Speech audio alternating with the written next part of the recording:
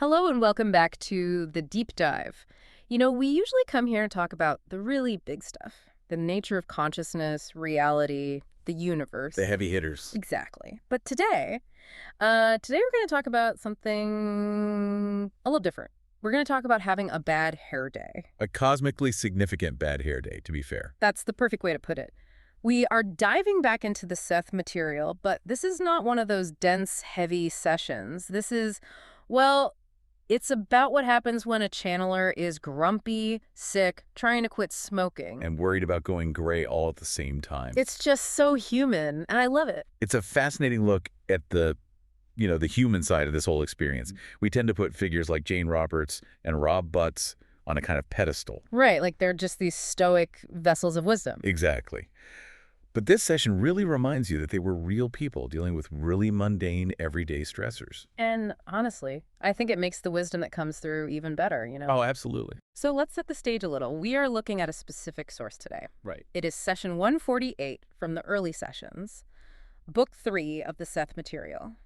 And the date on record is April 21st, 1965. A Wednesday evening. A Wednesday evening in Elmira, New York. And before we get into, I guess, the drama of the silver threads and the cigarette trick, which, by the way, sounds like a great title for a mystery novel. It really does. I'd read that. Me too. Huh. But before all that, we need to get the usual housekeeping out of the way. Right. So just a reminder to everyone listening that this deep dive is distributed completely free of charge on all major platforms, and it's for educational purposes. We're here to explore and analyze and, well, hopefully learn something. Okay, let's do it. So we've got Jane Roberts, who channels Seth. We have Rob, her husband, taking the notes, and usually they are pretty gung-ho about these sessions. Oh, extremely disciplined. But on this particular Wednesday in 1965, the vibe was just off. Off is putting it mildly. The notes from Rob at the start of the session are really telling. What do they say? He mentions that Jane did not feel well at all. She was, his word, indisposed. And Rob admits he wasn't at his best either. Yeah, he actually suggested they skip it for the night. He was like, Jane, you feel terrible. Let's just not do this. But she insisted. Which is interesting. Why do you think she did that? I mean, if I'm feeling sick and grumpy, the absolute last thing I want to do is invite a multidimensional energy essence into my living room to lecture me. Well, it speaks to their dedication for sure. But Rob also notes that they were curious. They wanted to know the basic causes of why they were feeling so bad. Ah, so they were using Seth as a diagnostic tool. Kind of like a cosmic physician or, therapist. They thought, we feel terrible. Let's ask Seth why. So they sit down. Jane closes her eyes. She's quiet. Rob notes she starts speaking in a rather rapid manner. And then Seth comes through. And this is the part where I actually laughed out loud reading the transcript. So good. What's the first thing he says? It is just classic Seth wit. He opens the session with, "Good evening. I see that we are all in high spirits." The sarcasm. I love it. The room is just thick with tension. Everyone feels like garbage. And Seth just pops in like, wasn't this a party? It's perfect. It just cuts the tension immediately. But then he gets right to the point. He validates Rob's feeling that they could have canceled. He gives them an out. He does. He says, you realize that when one of you is indisposed, you may, of course, cancel a session. No. He's giving them permission to be human. But then he plays doctor. He gives them a diagnosis. And it wasn't the flu. Yeah. It wasn't food poisoning. It was success. Precisely. Seth pinpoints the root cause as tension, but not just, random stress. He says, and this is a quote, tension arising, oddly enough, from the realization that his book will indeed be published. Right, hold on. This is the paradox I really want to dig into. Jane had been working so hard. She wanted to be a published writer. That was her dream. The main dream. And now she's realizing it's actually going to happen, and it makes her physically ill. How does that work? It's actually a very common psychological phenomenon. We always think of stress as the result of bad things, losing a job, a breakup, that kind of thing. But positive change is still change. And change is stressful. It threatens the status quo of the ego. It's that simple. So the ego's kind of like, whoa, whoa, whoa. I know how to be a struggling writer. I have that down. I don't know how to be a successful one. Exactly. Success brings visibility. It brings new expectations. It brings a whole new identity that you have to suddenly inhabit. Seth says it explicitly. This tension will vanish. He needs to relax. It's the shock of the new. Even if the new is something you've been praying for. That is so relatable. I mean, you get the promotion, and the first thing you feel isn't joy, it's a panic attack. Right. Okay, so that's the baseline tension in the room.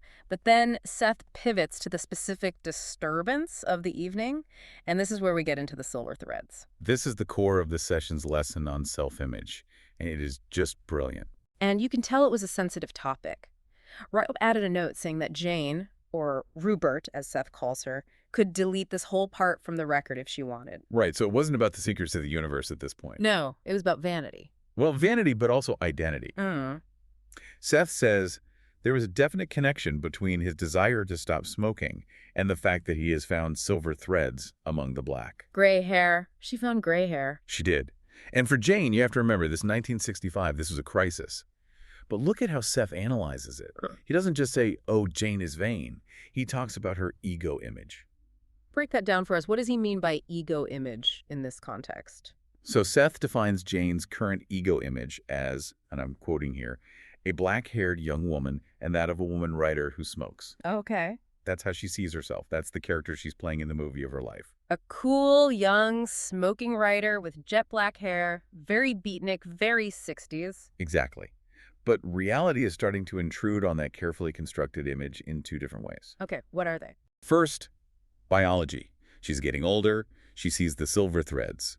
And that directly attacks the black-haired young woman part of her image. Right, the foundation is cracking. And secondly, her own conscious choice, she's trying to quit smoking.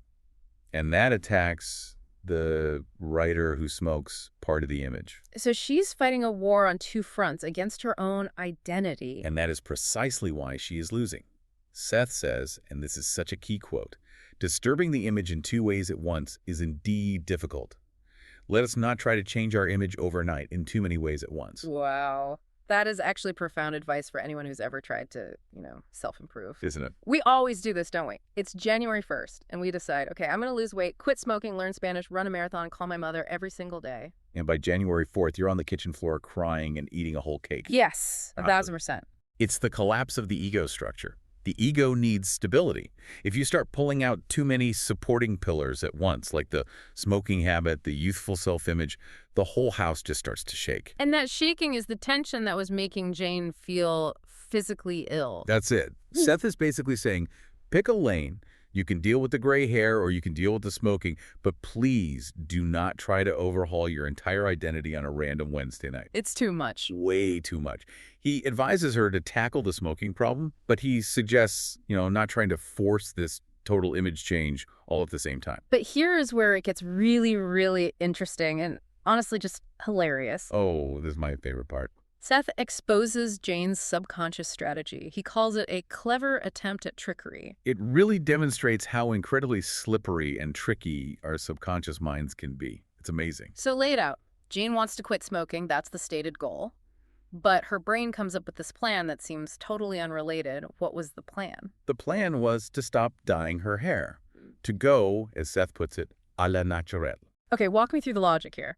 Because on the surface, that makes no sense. How does I'm going to stop dyeing my hair help with I'm going to quit smoking? Well, on the surface, you might think it's a distraction technique. I'll focus so much on my hair that I won't think about cigarettes. Right, I'll trade one obsession for another. But Seth peels back the layers and reveals the trap. The trap being? The trap is that by going natural, she deliberately exposes the gray hairs, the silver threads. The horror, as Seth calls it. Yes, he very sarcastically calls it. This horror, these few white hairs. So Jane sees the white hairs, she feels old, she feels a loss of that young woman image. And what does that feeling immediately trigger? Self-pity. Exactly. Seth says he now has an excellent reason to feel sorry for himself. And when you feel sorry for yourself. You need comfort. You deserve a little treat. And for a smoker, what is the ultimate comfort? Cigarette. Oh my God. That is diabolical. That is genius. It is a perfect self-sustaining loop of self-sabotage. So her subconscious mind, which did not want to give up smoking, tricked her into doing something, stopping the hair dye. That would absolutely guarantee she would feel miserable enough to need a cigarette. Yes, it's weaponized logic. I look old, therefore I deserve a smoke. Seth calls it logical to a woman under the circumstances, which is, a bit of a cheeky 1965 gender observation. A little bit, yeah. But the mechanism itself is universal. It's emotional logic. We manufacture crises to justify our vices. All of us. It's amazing because we all do this. We pick a fight with our partner so we have an excuse to go to the bar. We overschedule ourselves at work so we have a good reason to skip the gym. We self-sabotage to maintain the equilibrium of the ego. Jane's ego wanted to keep smoking, so it used her own vanity against her to make sure the smoking continued. It's like playing 4D chess against yourself, and you always lose. Unless you become aware of the game, which is exactly what Seth is doing here. He's shining a bright light on the whole mechanism. He says, purchase her preparation by all means. He's literally telling her to go buy the hair dye. Yes. He's saying, go dye your hair. Restore the image of the black-haired woman. Get rid of the horror of the gray hair. Because if you remove the reason for the self-pity... You remove the excuse for the cigarette. Exactly. That is just surprisingly practical advice from a disembodied entity. Isn't it? He's not saying, meditate on the impermanence of youth or accept your aging process with grace. He's saying, go to the drugstore, dye your hair, stop freaking out, and then you can actually quit smoking.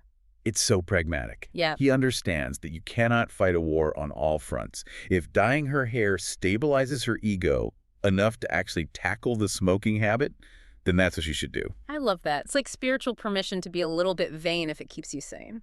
Spiritual permission to be vain if it keeps you sane. I like that. You should put that on a t-shirt. I'll work on the merch. Okay, so we've got the diagnosis, tension from success, and a self-sabotage loop involving hair dye and cigarettes. Now let's talk about the prescription. Right. Because Seth doesn't just analyze, he gives them homework. And his orders for this specific evening are really contrary to what you might expect from a spiritual regimen. Totally. You expect him to say, meditate for an hour or chant this mantra or something, but what does he tell them to do? He tells them to stop reading heavy books. Right. I forgot about that part. Apparently, before the session, Jane had been reading a book on abnormal psychology. Light beach reading, obviously. Clearly. And Seth was just not having it. He says, it would be advisable if Ruburt enjoyed either light reading this evening or perhaps your television. Watch TV. That is the divine command. Watch some TV. And he adds, but no more heavy reading this evening. He even connects this to a previous session where he had scolded Rob for reading the New York newspapers when he was sick. Oh, we talked about that one in the previous deep dive.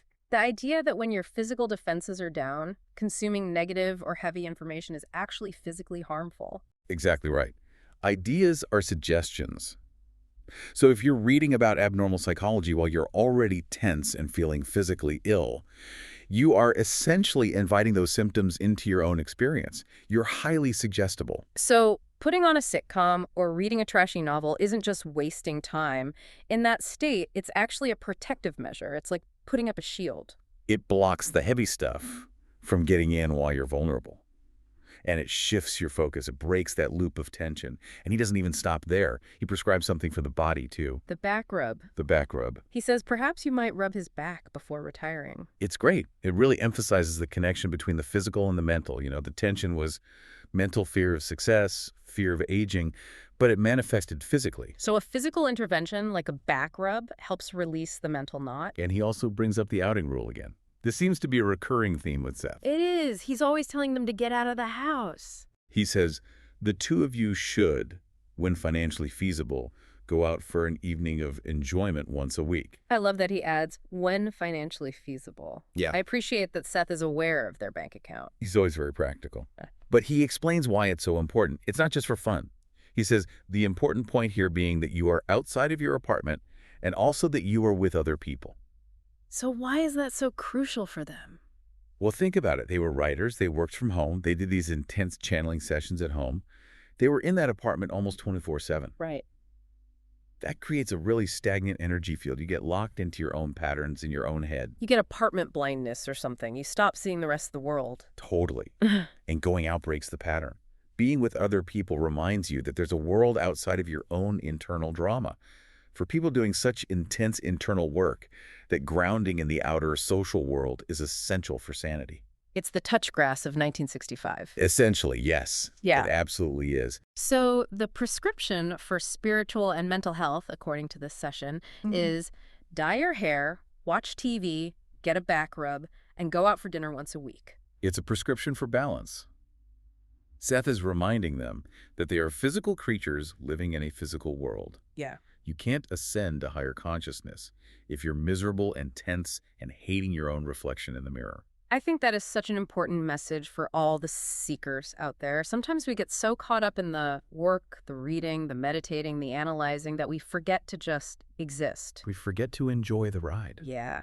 And that brings us to the final part of the session, which is about what didn't happen that night. The lost lesson. Yeah. Seth admits he had a whole plan for the evening, right? He did. He says, I was going to speak this evening rather in depth concerning action within action. Action within action. I mean, that sounds like it could be the title of a Jason Statham movie, but knowing Seth, it was probably about quantum mechanics or the structure of dreams. Well, Jane later noted that she felt it was about actions that take place within dreaming and reincarnation.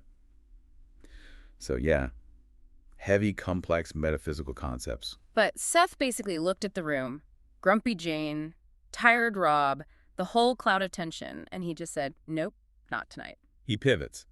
He realizes the student isn't in the right state to learn.